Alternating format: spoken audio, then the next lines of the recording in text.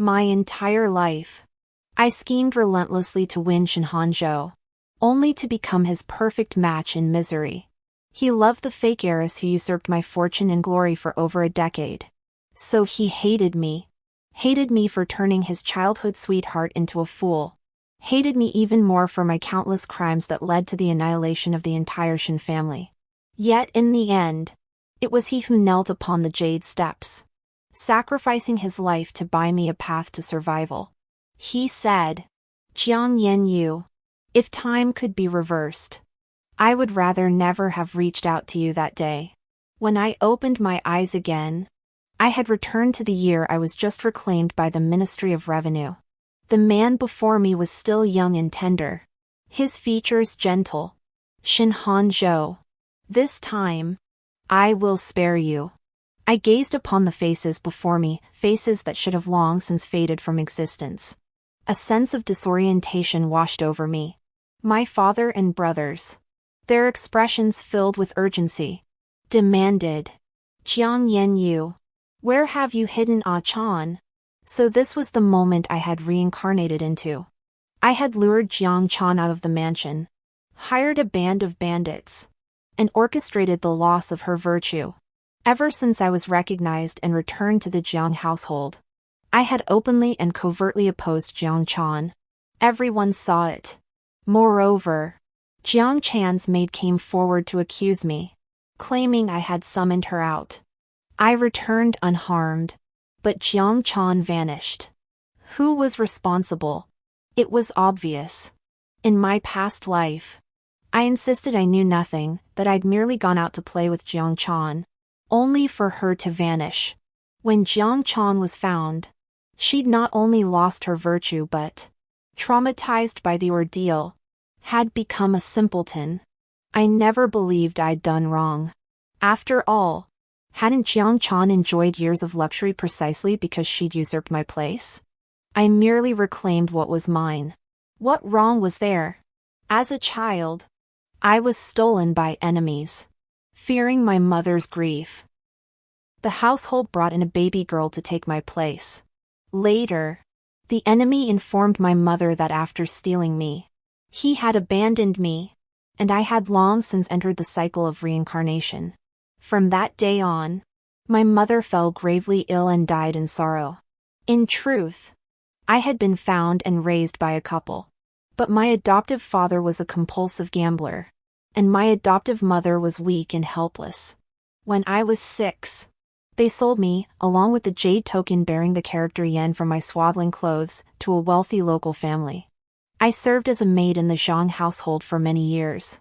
Eventually, for reasons unknown, they incurred the wrath of some powerful figure and were destroyed overnight.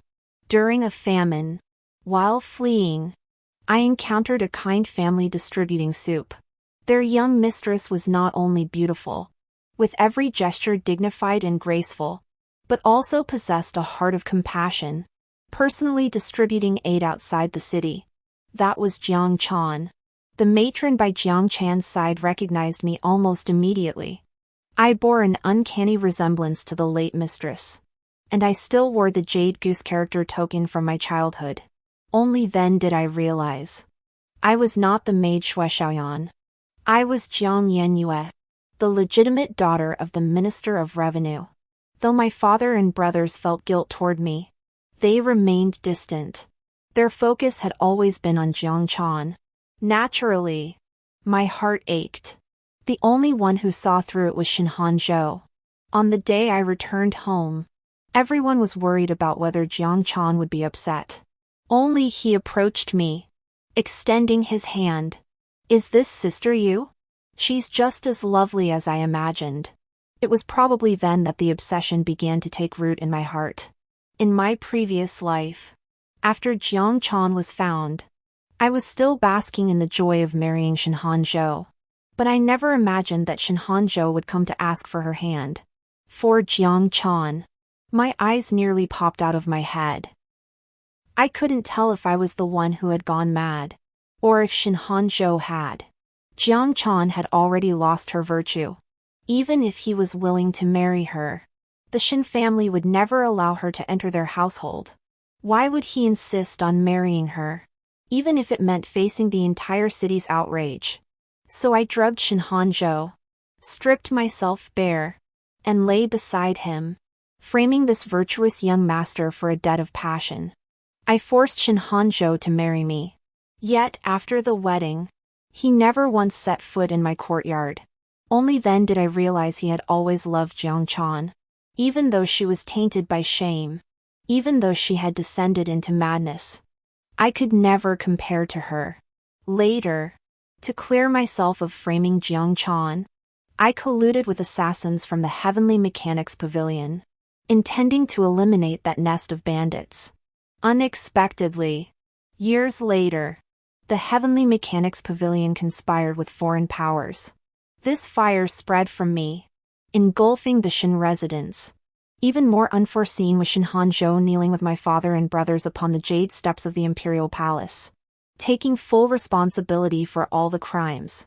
The male members of the Jiang and Shin families were sentenced to decapitation, while the women folk were enslaved as state servants. My final encounter with Shinhanjo occurred within the prison walls. I questioned him frantically, as if mad. Why did you save me? Didn't you hate and despise me? Wouldn't turning me in have appeased the emperor's wrath? Why did you save me? Shinhanjo? Tell me, did you ever love me too? He looked utterly wretched. Yet he smiled, his face filled with pity as he gazed at me. Do you know why Akan went mad? I stared at him blankly. Of course I knew, no one understood it better than I. But he said, after she was captured, her maid shielded her from the bandits, buying her time to escape. Yet she ran back on her own. Do you know why? Because she believed you were still there.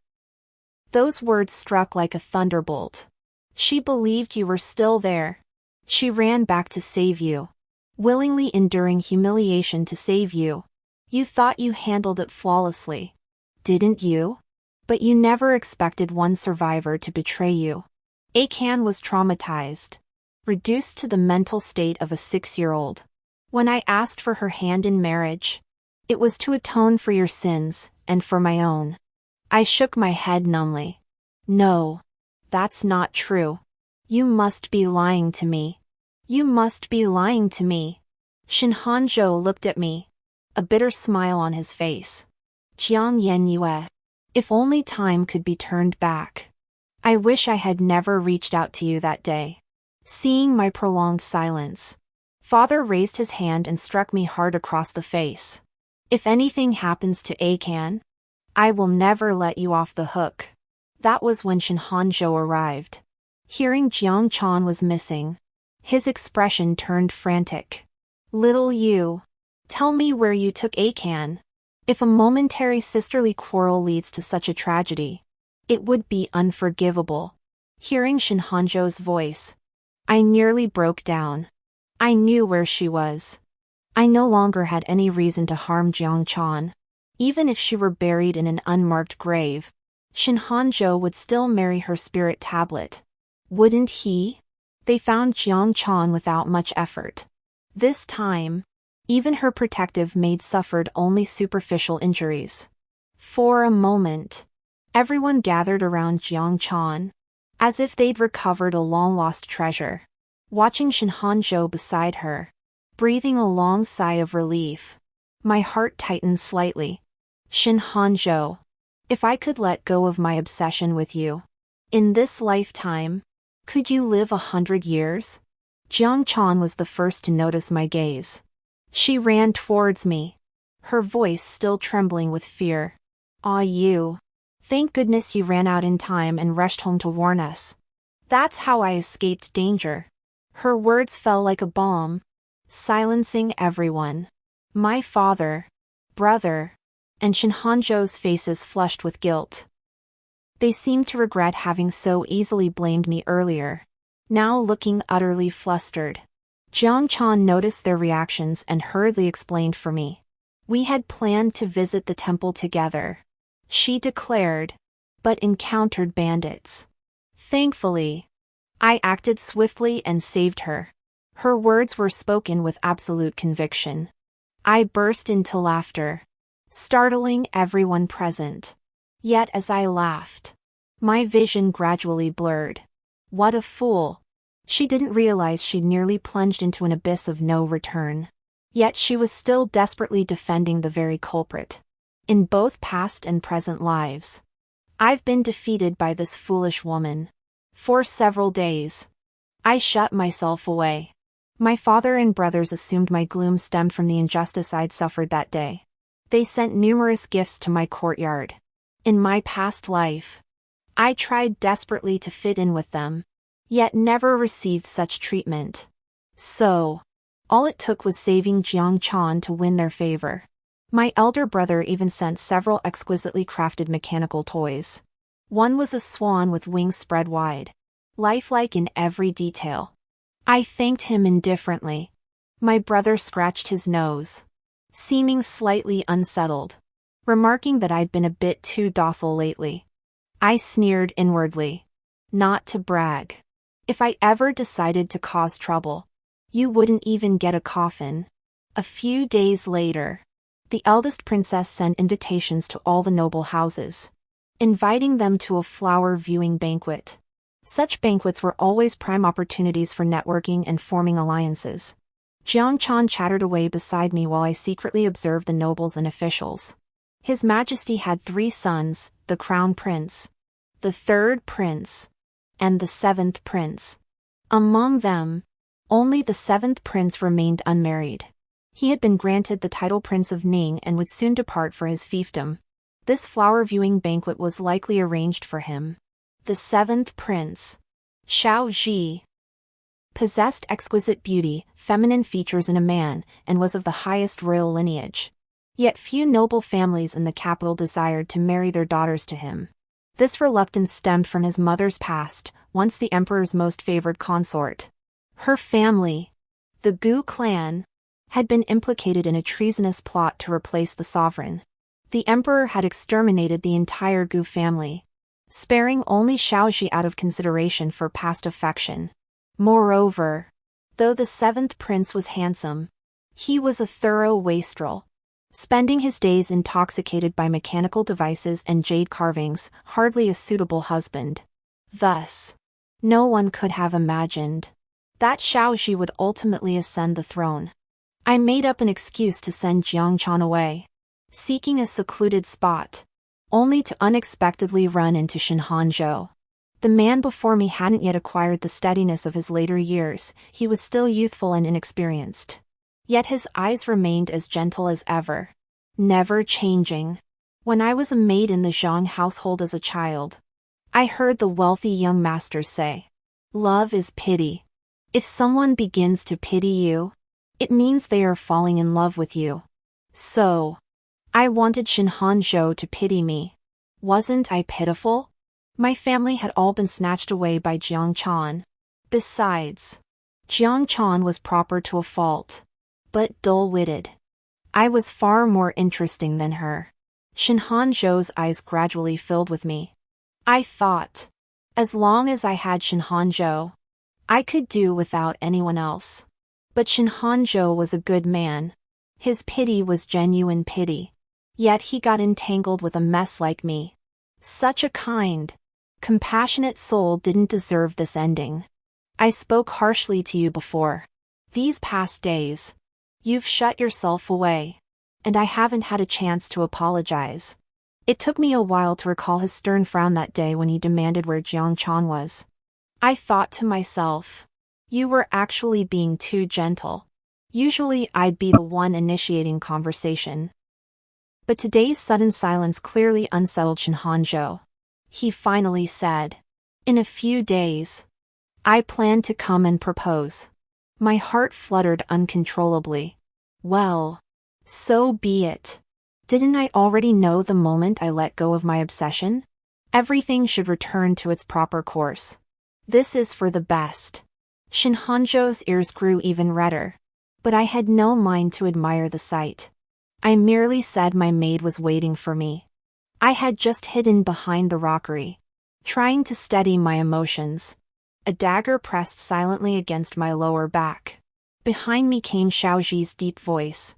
Miss Jiang, you have quite the nerve. Daring to bargain with a tiger. I have my own connections. Your Highness.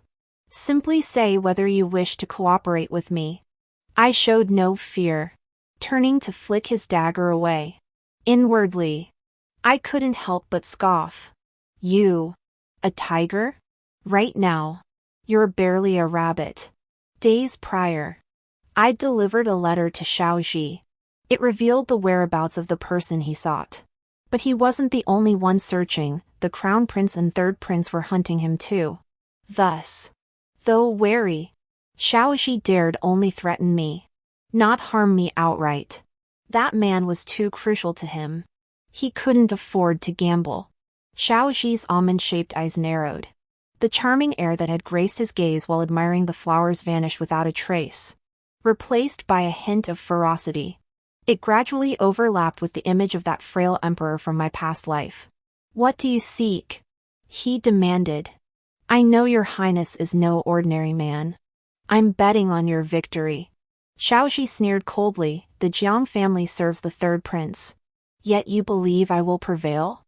Truthfully, Shen Hanzhou was right in my past life.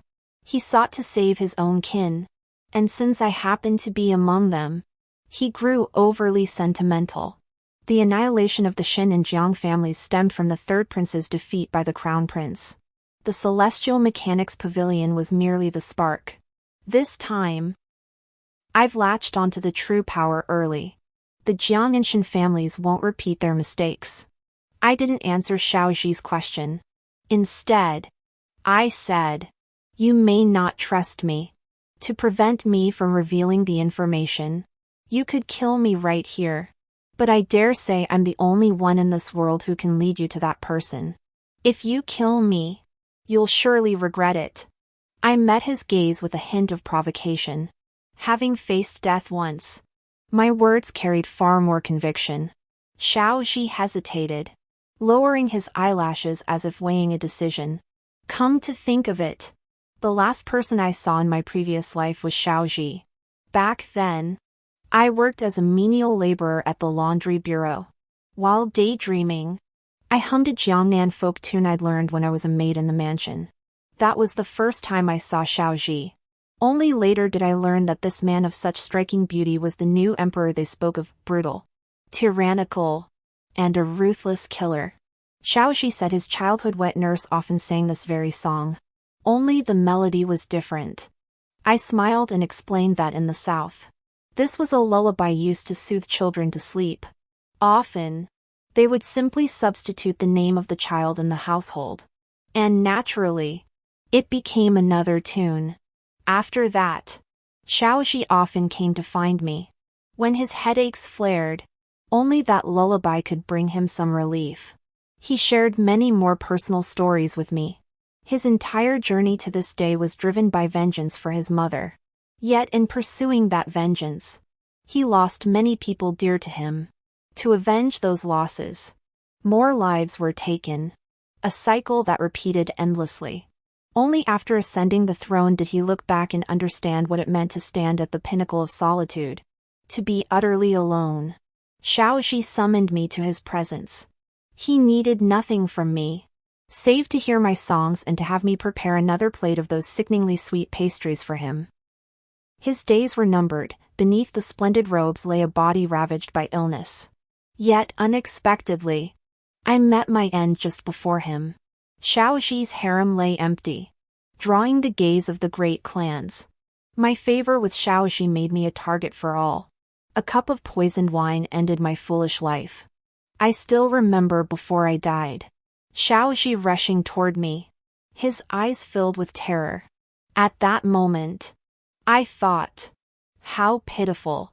He was the ruler of the realm. He schemed and plotted. Yet in the end, he was just like me, never obtaining what he truly desired. I promised you. But as an unmarried daughter of the Jiang family, how could you lead me to that person? A single sentence snapped me back to reality. Xiaoji seemed to have finally made up his mind. Every step he took was arduous. But in this life, with me by his side, Perhaps he could endure a little less suffering. I had already made up my mind days ago. If I were to marry Xiao Ji, his imminent departure for his fiefdom would naturally facilitate my plans. Yet the Jiang family aligns with the third prince's faction. Though not overwhelmingly powerful in court, they wield considerable influence. Marrying him rashly, regardless of my family's consent, would draw excessive attention, inevitably catching the eyes of both the crown prince and the third prince. Thus, I devised a solution. Nothing offers a cleaner escape than pretending to be dead. After the flower viewing banquet ended, I once again shut myself away. It was Jiang Chan who came to bother me daily. One day, Shin Hanzhou visited to discuss matters with my father. In a rare act of kindness, I served Jiang Chan a plate of pastries. Noticing her distracted, restless state, I suggested a stroll in the garden. Jiang Chan hesitated for a long while before asking if I knew why Shin Hanzhou had come today. Of course I knew. He was here to propose marriage. In my past life, it was also on this day that he came to ask for Jiang Chan's hand. Jiang Chan's tense body instantly slumped, revealing a relieved smile. So you knew. I'll bless you both. I wondered, had she gone mad again in this lifetime? Noticing the bewilderment on my face, Jiang Chan asked, "Don't you know brother Hanzhou came to propose to you?" I froze in place, blurting out, "How could Shin Hanzhou marry me? What about you? This match was meant for you. Besides, brother Hanzhou doesn't like me." Her voice trailed off, ending in a bitter smile. "And honestly, I don't want to marry at all. I'd much rather wander the world, see what lies beyond these walls." Her dejected expression made me laugh in exasperation. "Jiang Chan, you're not just pitying me, are you? Thinking you're doing me a favor by giving Shin Hanzhou to me?" "Huh?" Jiang Chan stared at me blankly, shaking her head hastily. "I didn't mean it that way." I grabbed her frail shoulders and glared at her fiercely. "You already owe me. Whether you want it or not is my business. I don't need your pity. With your clumsy ways, you want to travel the world? You'll be sold before you even step out the gate." Jiang Chan was on the verge of tears after my tirade. I realized I still hated her. I reached out and shoved her into the garden pond. In Jiang Chan's terrified eyes, I heard myself whisper, "I hate you. But you'd better stay this naive forever." I pushed Jiang Chan into the water without hiding it from anyone. The maid screamed and jumped in to save her. Hearing the commotion, everyone from the front courtyard rushed over. I had no defense for my actions. Father trembled with rage, pointing his finger at me and cursing. "Your mother. Kind and virtuous her whole life, how could she bear such a vicious daughter?" They must have thought Jiang Chan was more like her mother than I was. But what could I do? I never even met my birth mother. How could I know what a good person she was? Shin Hanzhou's eyes were filled with disappointment as he looked at me. "Little Moon, why did you do this?" He probably regretted it again. But what choice did I have? I could only be reborn at this moment. Had it been earlier, I would have granted his wish, preferring we'd never met. Why? I laughed. A hollow, foolish laugh. Because I hate you all. Jiang Chan is a pampered heiress. A noble lady. When she picked her maidservants, did you ever think of how many years I spent as one? When she gave charity, did you ever imagine the scene of me fighting dogs for scraps? You knew all along that I tricked Jiang Chan out that day. Didn't you? Yet you endured in silence to spare her grief, putting on a happy facade. It only made me sick. I hate every single one of you. Why did you give her everything that should have been mine? Why did she receive affection while I got only guilt? A wave of heat washed over my face. Yet I felt a strange relief in my chest. Words I'd bottled up for 2 lifetimes unexpectedly spilled from my lips. No one spoke. This was an irresolvable knot. Father sighed. ordering me confined to my bedroom until Jiang Chan awoke for a final decision. I ordered everyone out. I'd laced the dish Jiang Chan ate with something, enough to keep her asleep for a while. Sitting alone in this elegant bedroom, I faintly recalled the joy I felt the day I first stepped inside. In the darkness, a candle flared to life. Then, I pushed it over with my hand. On the other side of the Jiang residence, Jiang Chan had been rescued in time. Yet she remained unconscious. Everyone, weighed down by the words spoken earlier, wore heavy expressions. My eldest brother spoke first, even if she was furious. Why would she try to kill her own sister? Father sighed. If we're talking about right and wrong, we're the ones who've erred more. Her heart is sensitive. How could she not sense the distance between us?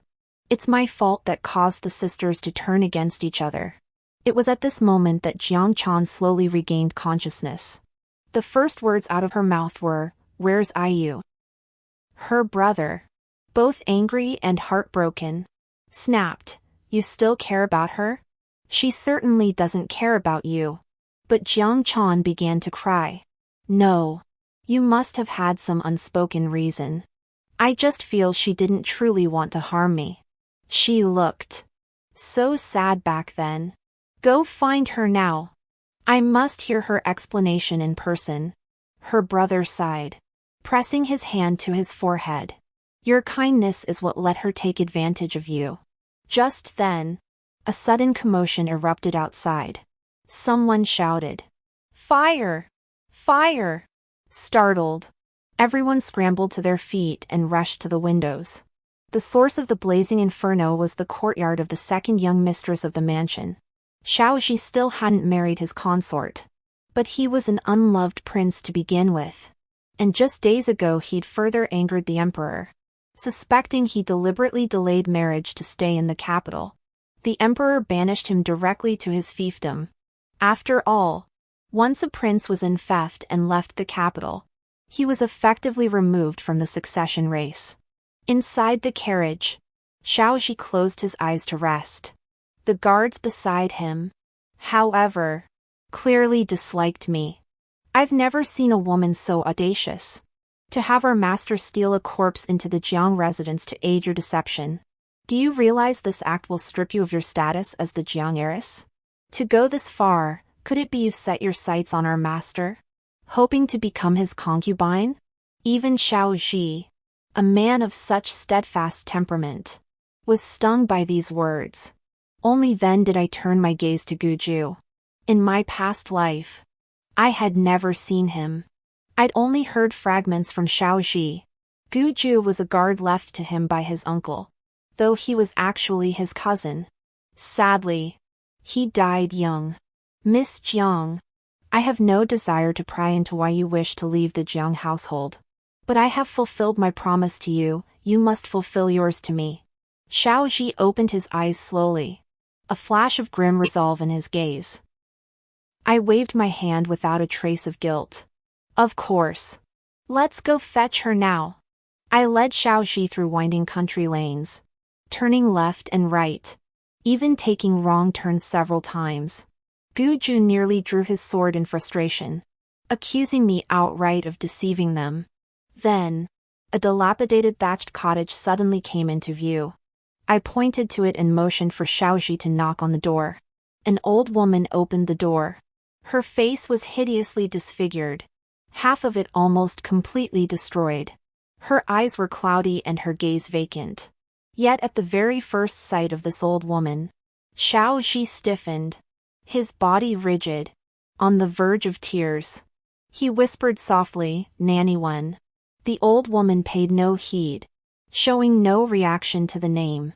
Her cloudy gaze swept past Shaoxi and landed on me, momentarily clearing for just an instant. Her voice was mocking yet oddly affectionate. "Is that you? Ah Yan?" I knew old lady Wen from my time as a maid in the Zhang household. Back then, though, we didn't call her old lady Wen, we called her ugly hag. Ugly Granny wasn't just ugly, she was often out of her mind. The steward took pity on her, giving her a place to stay and assigning her menial tasks. They kept her locked away to prevent her from offending the noble masters. I was the youngest when I entered the mansion. Though my foster parents weren't kind to me, I still longed for home. Ugly Granny was the one who cared for me most in the mansion. Whenever she looked at me, she'd have moments of clarity. She told me she once had a little master too, who'd fuss all night refusing to sleep. So she'd sing to lull him. As a maid in Central Plains, I'd never heard the folk tunes of Jiangnan. Ugly Granny taught them to me. And those sickly sweet pastries? She taught me how to make them too. She said her little master loved them most. Later, the household scattered. During our exile, I lost track of her.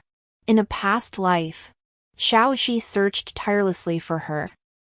But the ugly old woman's face was half disfigured, and the 2 red moles on her hands had been cauterized away to conceal her identity. Add to that her worsening madness. How could anyone find her? By the time Xiaoxi finally tracked her down, she was raving mad, with only days left to live. Of course, Xiaoxi wasn't the only one searching. During the palace coup, Nanny Wen narrowly escaped death, clutching evidence proving the current empress had framed Xiaoxi's mother. Thus, everyone hunted her, some for the proof, others to silence her. Later, Xiaoxi used this evidence to clear his mother's name, staging a brilliant comeback. He brought Nanny Wen back to the mansion. Late at night, I used the light from the room to adjust the knee pads I'd just finished sewing on the porch. Having been a maid before, I still had the basic skills. But after living 2 lifetimes, past and present, long without lifting a finger, my hands had grown unaccustomed to such work. The knee pads turned out crooked and rather unattractive. Xiaoxi's father was hardly a decent man, abandoning his son to this harsh, frigid land. But in this life, I still hoped Xiaoxi would hold the throne a little longer. I couldn't let him develop another set of ailments. When Xiaoxi emerged from the room, his eyes were red-rimmed. I'd only ever seen him looking listless before. I hadn't realized the young man possessed such a vivid side. Nanny Wen didn't recognize Xiaoxi, likely because he bore little resemblance to the young master she remembered. Still, her condition isn't beyond remedy. One day, she will remember.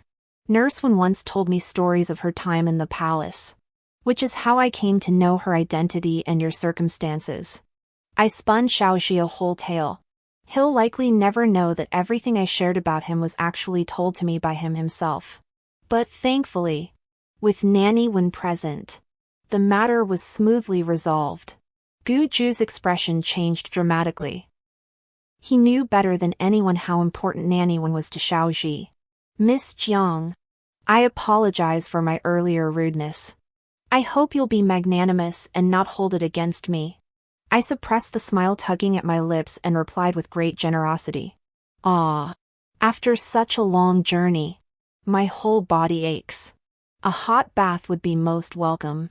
Gu Zhu instantly caught the hidden meaning in my words and hurried off to boil water. Under the faint moonlight, I leaned against the wall, watching Xiaoxi's slightly lonely figure, and hummed that Jiangnan folk tune again. After a long while, I heard him softly say, "Thank you." The words scattered in the wind. With provincial governance decentralized, Prince Xiaoxi held little real power. Even a mighty dragon couldn't overpower a local tyrant, let alone an unloved prince. In my past life, Xiaoxi endured much hardship before stirring up the murky waters of his fiefdom. During those days I shut myself away. I strained to recall the major events unfolding in the coming years. Grain prices, land values, all would be swayed by these events. Armed with this knowledge, how could profit elude him? With money to be made, who wouldn't want to join in? When others saw his value, invitations came naturally. Before long, Xiaoxi mingled freely with the provincial officials. Winter returned, heavy snow weighing down the bamboo outside. Xiaoxi donned his newly tailored black fox fur cloak, leaning over his desk as his slender fingers danced across the paper with his brush. As if finally unable to bear my gaze, he lifted his head and asked, "How much longer do you intend to watch?" Whenever I saw him in this prim and proper manner, I couldn't resist teasing him. "Your Highness is so handsome. Why won't you let people look?" Back in the capital, I heard countless women nearly trampled each other to catch a glimpse of your Highness's splendor. Xiaoxi's ears flushed deeper, and I thought he was doing a disservice to his reputation as the capital's notorious playboy. After a long, awkward silence, he finally blurted out a nonsensical retort. "No woman ever came to see me. That's all lies. Even if they did, I never looked at them." I gave a perfunctory response, my thoughts drifting far away. At this point in my past life, Xiaoxi's beauty had sparked a major event. Commander Zhou Mo, with his fondness for beauty, showed no preference between genders. In my previous life, Xiaoxi had submitted himself to Zhou Mo, thereby breaking through the impenetrable defenses of the fiefdom. That frail figure surfaced again in my mind. What had Xiaoxi been thinking back then? I'll likely never know. Because this lifetime, he needn't repeat that path. I'll enter the game myself. Banquets for high officials and nobles are frequent affairs. For convenience, I occasionally disguise myself as Xiaoxi's concubine and accompany him to these gatherings. Zhou Mo's gaze fell upon me once more. He'd hinted many times before, urging me to follow him. I'd always refused. But this time, he threatened me with Xiaoxi. Prince Ning thrived in his fiefdom, with the two in the capital locked in fierce combat. Surely they wouldn't want to become the prey while the predator lurks. As soon as the banquet ended, Zhou Mo pulled me away. Xiaoxi seized my hand, his gaze fixed on Zhou Mo, his brows furrowing. Zhou Mo showed no fear. "Is your Highness so petty? Even Miss Yan has agreed. Yet you refuse to part with her?" I obediently nodded. Amid Xiaoxi's stunned silence, I slipped the handkerchief into his palm. Zhou Mo was eager, but I insisted he return to the mansion first. He simply thought I was shy. "That greenhorn Xiaoxi wouldn't know how to cherish you. You're better off flying into my palm. Little wild goose. Follow me, and you'll have endless riches and glory. Xiaoxi is just a pretty face with a bit of petty cunning." I covered my face with a smile, and Zhou Mo eagerly leaned in. The next moment, the haze in his eyes froze solid, replaced by sheer terror. "You!" I kicked his stiff body away, twisted the dagger lodged in his chest, then yanked it out with a sharp jerk.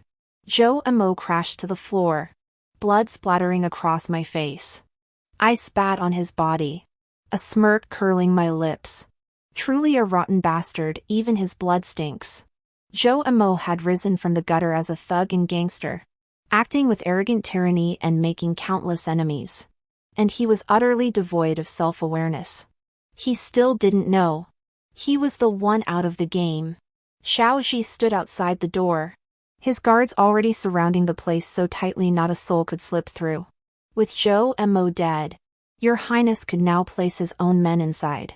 Surely the prefect wouldn't refuse such a minor request.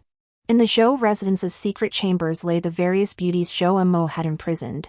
Among them was one named Zhang Wen, a woman of considerable potential. He would have met Xiaoxi at the Zhou residence and later become Xiaoxi's right-hand man. That was precisely why I had to come. If others had struck first, wouldn't that have cost Xiaoxi a key ally? Yet Xiaoxi stood motionless. In the flickering torchlight, his face shifted between shadow and light, taking on an eerie, ghostly quality. But when he looked at Zhou Mo, his voice was utterly certain. "You hate him." I froze. After returning, I fell into a high fever. In a bizarre, surreal dream, I saw Xiaoxi relentlessly interrogating me. "Do you hate Zhou Mo? Why?" Look into his eyes, they're filled with hatred. "Did you know him before?" I felt I was close to understanding. Why would I hate him? But in the blink of an eye, I saw Jiang Chan, Shin Hanzhou, my father, my elder brother. Their heads fell one after another. Blood flowed like a river. Half asleep, half awake. Someone patiently wiped my face. He murmured softly, "What could possibly be worth this? Ian, can you tell me?" I heard myself utter faintly, "Shin Hanzhou." The warm hands on my face froze instantly. In the blink of an eye, 5 years had passed since I left the capital. Within the city, the third prince and the crown prince were locked in a bitter struggle, both seemingly intent on mutual destruction. Xiaoxi and I, of course, did our part to stir the pot. The court was in turmoil. The evidence of the Gu family's murder had finally reached the emperor's desk. The emperor secretly summoned Xiaoxi back to the capital. In my past life, Gu Ju died precisely at this moment. On the journey back, Xiaoxi fell into an ambush. Though Gu Ju possessed formidable martial arts skills, he took a blade meant for Xiaoxi and received no timely medical attention. Xiaoxi and I deliberated. Our movements had likely been compromised. It was best to avoid the original route. Xiaoxi and I took a side path. Gu Ju led a squad of elite troops along another route, feigning an escort for Xiaoxi. Unexpectedly, we fell into a trap once more. Fortunately, the forces dispatched along the side paths were sparse. Yet, to protect me, Xiaoxi was struck by an arrow. I carried him all the way to a remote inn. We thought the danger had passed. Once Xiaoxi recovered somewhat, we could set out to storm back into the capital. Suddenly, a group of men stormed the inn. They meant no good. I immediately instructed Xiaoxi, "You've regained some strength. If things turn bad, escape through the window. I'll hold them off." His face still pale, Xiaoxi clutched me tightly. "I won't leave. I won't abandon you." His words made me laugh in exasperation. "Xiaoxi, what kind of hero are you trying to be now? Do you think you're just yourself? How many people stand behind you? Guard Gu, Nanny 1, Zhang 1. Xiaoxi's grip tightened. "Why don't you count yourself among them?" He lifted his head. His eyes filled with sorrow so intense it felt like it could burn. My heart clenched. "Xiaoxi, why do you still wear this expression in this lifetime? Can you tell me why you came to my side? Why do you always stare at me blankly, looking at me yet seeming to see someone else?" "But Ian Shin Hanzhou, we're nothing alike. Ian, please let me die knowing." I covered his mouth, sighing helplessly. "I never knew you could be so clingy and spoiled. A man as sharp as Xiaoxi couldn't possibly miss how unusual I am." I sighed, pressing my forehead against his and lowering my voice. "When you ascend the throne, I'll tell you. I believe you will win 5 years ago, and 5 years hence." At that moment, the inn's flimsy door rattled violently. I rose, donned my veil, and opened it. My palms grew clammy as I forced myself to steady my nerves. Lifting my gaze, my eyes met a pair of eyes familiar beyond measure. It was Shin Hanzhou. The moment Shin Hanzhou saw me, he froze in place. After years apart, seeing this face again felt like a lifetime had passed. If Shin Hanzhou had come, it meant the third prince was the mastermind behind this. I lowered my gaze, quickly formulating a plan. "May I inquire, my lords, what brings you here? If it were merely a resemblance in features, how could even the voice be so strikingly similar?" Shin Hanzhou's hand trembled as he reached to lift my veil. The instant his fingers touched me, I jerked my head away as if startled. When I looked at him again, my eyes burned with indignation. "What do you think you're doing, sir? I am the wife of a respectable family. I absolutely cannot tolerate such an outrageous act from your excellency." The attendants beside him frowned. about to intervene. But Shin Hanzhou stopped them. My apologies for my rashness. It's just that the lady bears a striking resemblance to someone from my past. Of course she does. Would the lady permit me to take a closer look? I frowned, hastily cutting him off. First you demand I lower my veil. Then what will you ask of me next? Though I am but a frail woman, I won't be deceived by flimsy excuses or have my reputation trampled. The body found at the estate was shaped like mine. Though charred black as coal, it wore the jewelry I usually adorned. Even that jade token engraved with the character 4 wild goose was on her person. No one knew better than Shin Hanzhou that his old friend had long since perished. An attendant seized the opening to interject. We came seeking someone.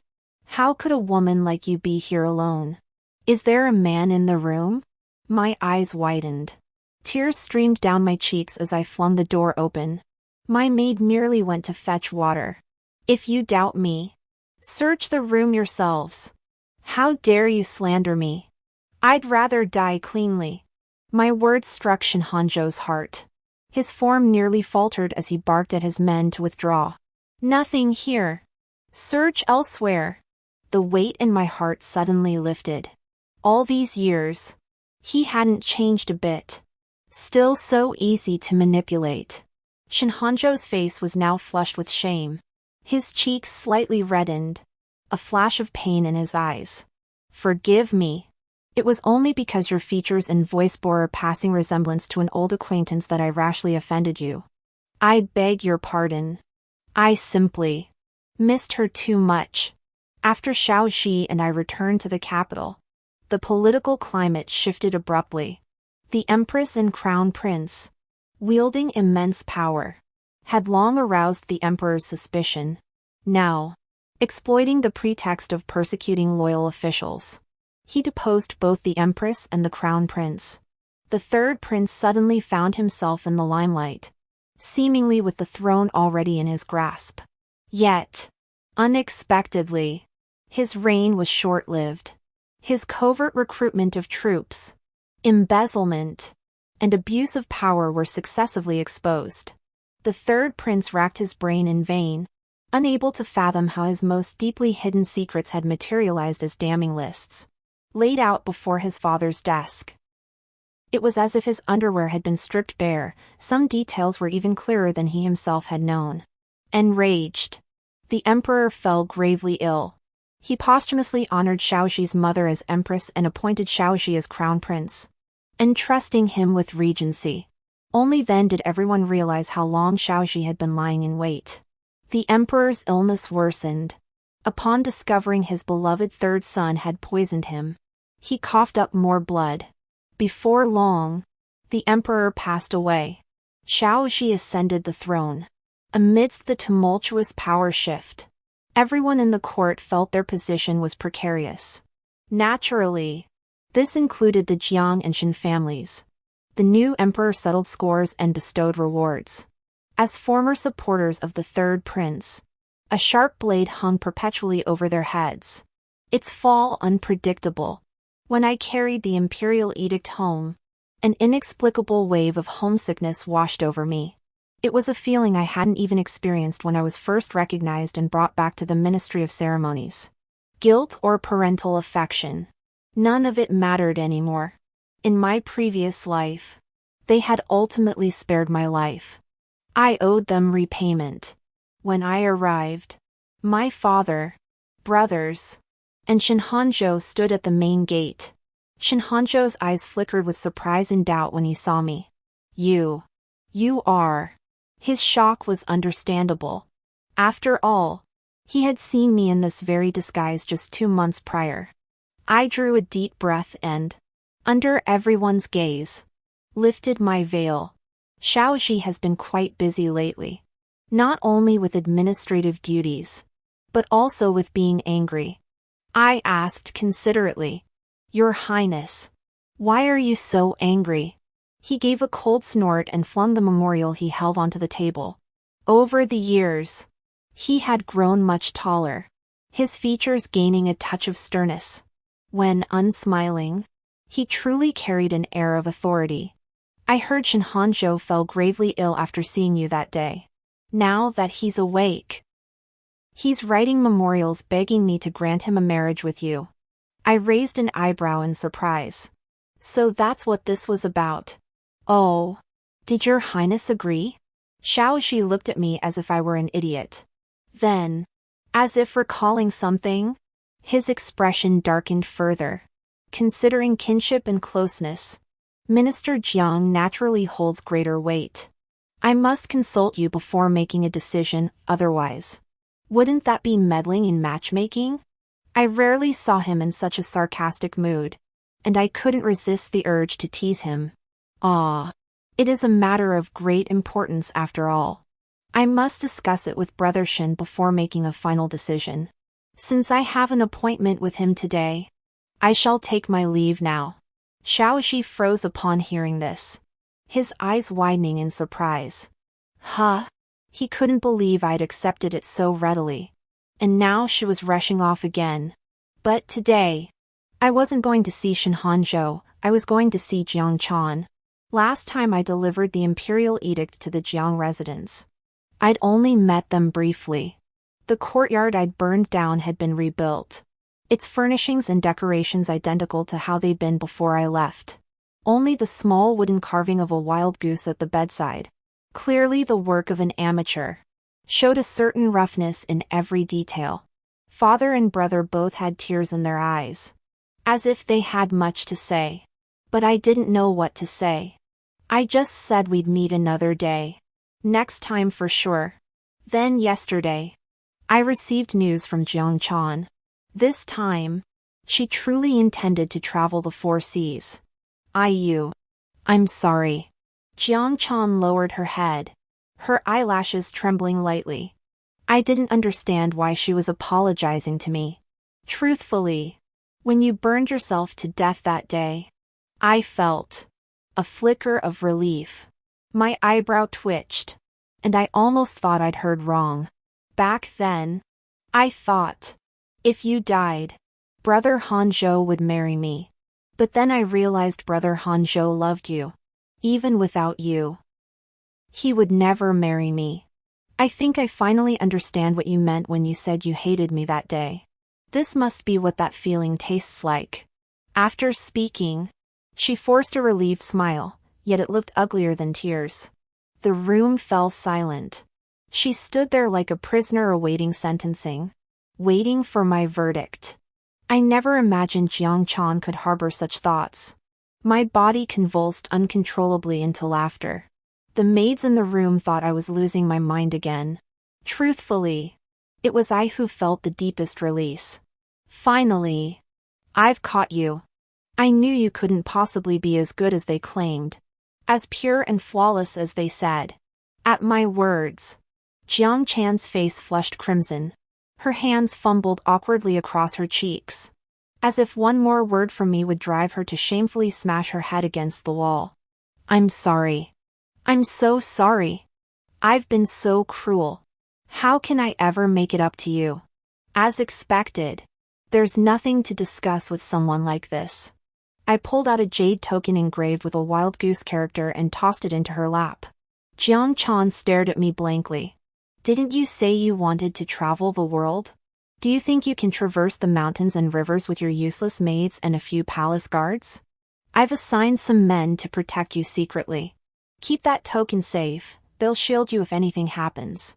Jiang Chan stared at the jade token, her eyes sparkling. She jumped up and hugged me. You. Thank you for sending men to protect me. You're so kind to me.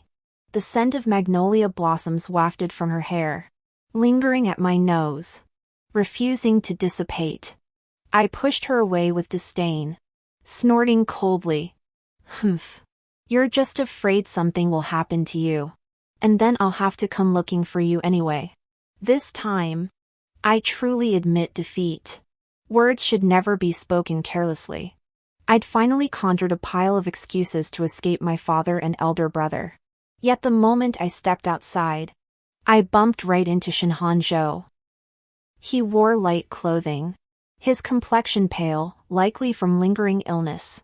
His jet-black hair was loosely pinned with a jade hairpin, strands falling loosely at his neck. He'd clearly rushed here in haste.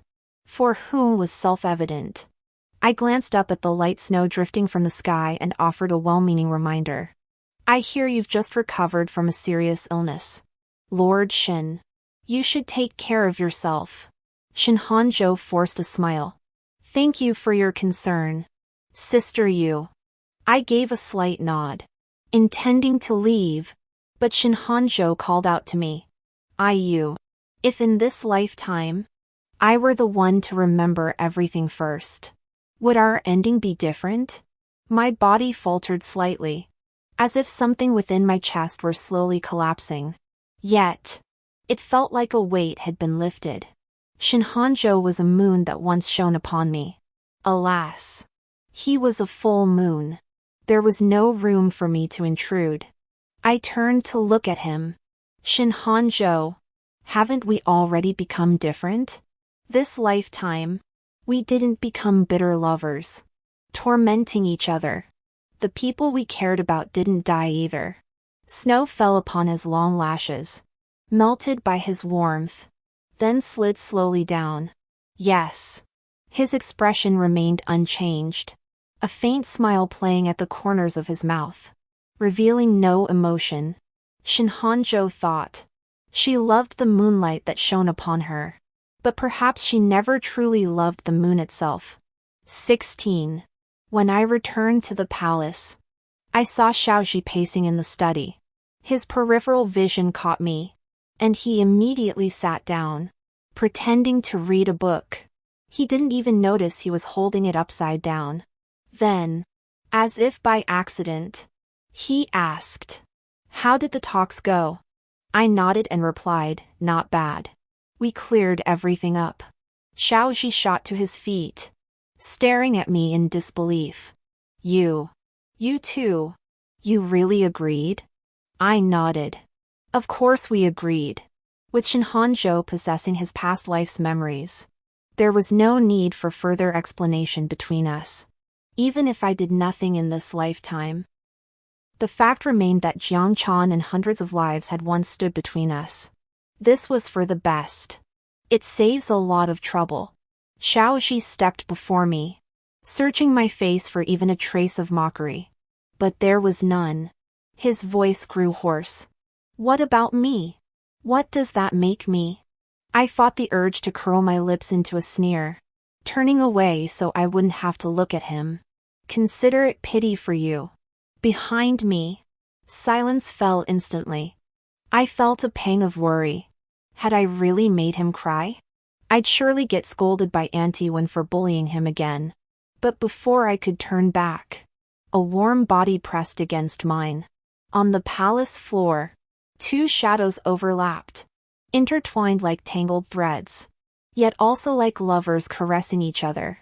Then why won't you pity me for the rest of your life?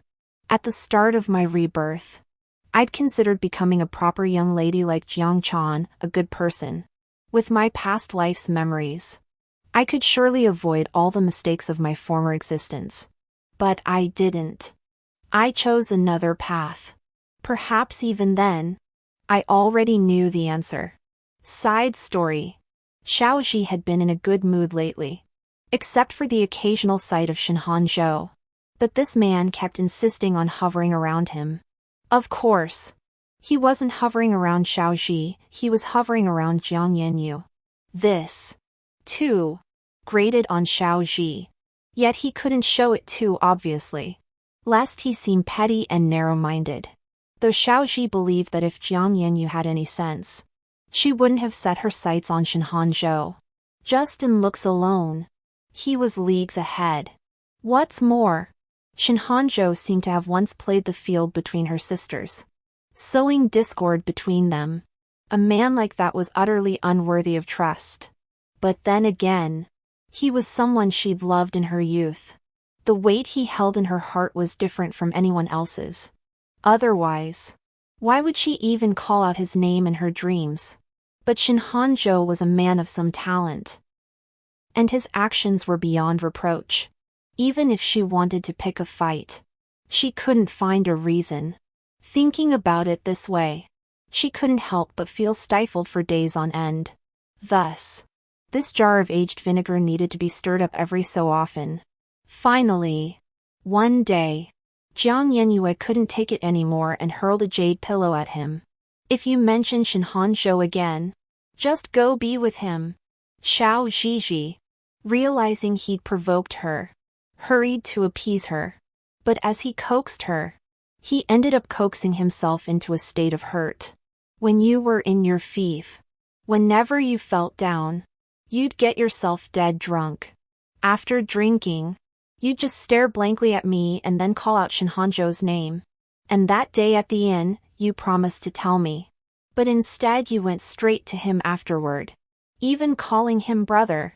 Every woman I've loved has cast me aside like a worn-out shoe. What's the point of sitting on this throne I fought so hard to claim? Jiang Yinyue's frown deepened. But the more she listened, the more amused she grew. Who says I cast you aside like an old shoe? Could it be you have other women you favor? Xiaozhi dared not speak. He knew all too well Jiang Yinyu's skill at turning the tables. Say another word, and he didn't know how many charges he'd be pinned with. He thought he'd get no answers today. Yet unexpectedly, Jiang Yanyu flipped over and pinned him down, sealing his lips with hers. You want to know? I'll tell you slowly. Shall I? Side story 2. Xiaozhi had a nightmare. In the dream, his fate was grim. He never met Jiang Yanyu, so his journey was filled with suffering. He couldn't protect anyone. After ascending the throne, he personally executed his old enemies. People cursed him as tyrannical and brutal, yet feared for their own heads. He didn't care. He only felt exhilarated. It was only right that everyone feared him. That way, the people he cared about wouldn't die. After exacting his vengeance, he didn't know what to do next. So he wandered aimlessly through the palace halls, like a ghost trapped within the palace walls. He had seen such people in his childhood. They called them the mad consorts of the cold palace. Xiaozhi felt indifferent now. He'd lived day by day, perhaps recalling the past. He suddenly heard a familiar song and felt a flicker of emotion. In his youth, cherished by his father and mother, he had been quite mischievous. Only Nanny Wen could tame him. Whenever she sang, he knew it was time for bed. They say before death, one recalls their entire life. Had the Grim Reapers come to claim him? Following the melody of that Jiangnan folk tune, he found no Grim Reapers, but instead encountered a woman. Her face was sagging, her eyes dull, yet it was clear she had once been a beauty in her youth. She knew this song. Xiaozhi went to listen to her sing every day. That filthy, cramped palace chamber became the only place in the entire palace where he felt at ease. When the woman learned his identity, she showed neither surprise nor fear. Only then did he realize they were kindred spirits. Live day by day, Xiaozhi took it upon himself to investigate the woman. TSK. TSK. TSK. How wicked. It's hard to put into words.